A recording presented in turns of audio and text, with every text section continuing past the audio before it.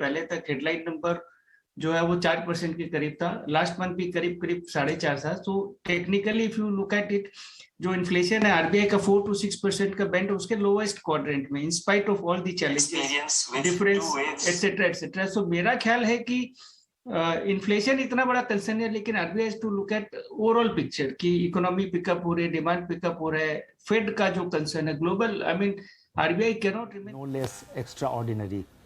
We are now better prepared to deal with the invisible enemy COVID-19, which keeps threatening the entire world from time to time and even more recently. The Indian economy has literally hauled itself out of one of the deepest contractions in the first quarter of 2021 to a position in which the GDP has expanded by 13.7% in the first half of 21-22, in alignment with our projections. In several sectors of the economy, pre-pandemic levels of output have been crossed. Inflation is broadly aligned with the target of 4%, barring, of course, short-lived spikes. External financing requirements are very modest, and strong buffers should withstand any global spillovers. Public finances have been strengthened by buoyant tax revenues. The central and state governments and the Reserve Bank of India have mobilized policy actions on an unprecedented scale and scope to bring about this outcome. Equally, the selfless and tireless efforts of our unsung warriors among municipal and local bodies, healthcare, police and administrative personnel, philanthropic entities and civil society are praiseworthy. They remind us of a quote from Mahatma Gandhi: "The best way to find yourself is to lose yourself in the service of others."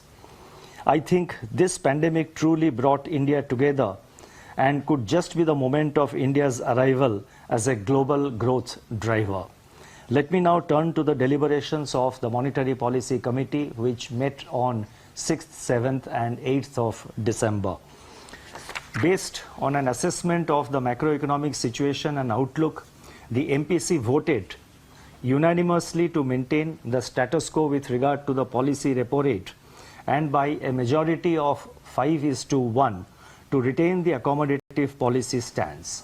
Consequently, the policy repo rate remains unchanged at 4%, and the stance remains accommodative as long as necessary to revive and sustain growth on a durable basis and continue to mitigate the impact of COVID-19 on the economy while ensuring that inflation remains within the target going forward.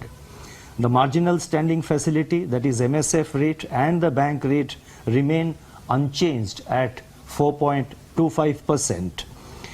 The reverse repo rate also remains unchanged at 3.35%.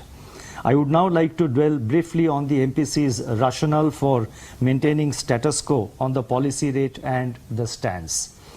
Noting that the economic activity is broadly evolving in line with its assessment in October, the MPC was of the view that the sharp and sustained reduction in new COVID-19 infections and the rise in vaccination coverage are contributing to consumer confidence and business optimism. The prospects of economic activity are steadily improving, including for contact-intensive services that were hit hard by the pandemic. The MPC noted the supply-side measures taken by the government to contain food prices, as also calibrated reductions in central excise duties and state VAT on petrol and diesel. Crude oil prices have also softened since end November. These would alleviate to an extent the domestic cost push build-up. The recovery of aggregate demand hinges on private investment, which is still lagging. The MPC regarded the accentuation of headwinds emanating from global developments as the main risk to domestic outlook, which is now somewhat clouded by the Omicron variant of the COVID-19. Moreover, given the slack in the economy and the ongoing catching up of activity, especially of private consumption, which is still below its pre-pandemic levels. Continued policy support is warranted for a durable and broad-based recovery. Against this backdrop, the MPC decided to retain the prevailing repo rate at 4% and continue with the accommodative stance. I would